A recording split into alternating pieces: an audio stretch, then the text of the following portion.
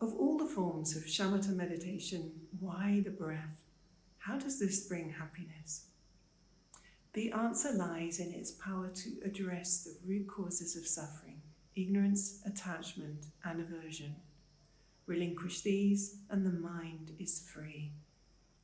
If, when watching the breath, you're seeking a more relaxed or pleasant state, you're perpetuating suffering. Let that go, and attachment and desire dissolve.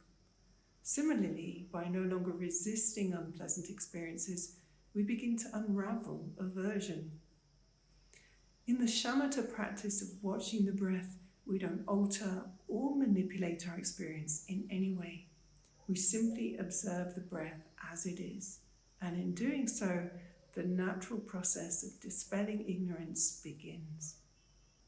We won't abandon our suffering by thinking or reasoning. Instead, it's through studying, contemplating, and meditating that we let go of the afflictions and purify karmic imprints.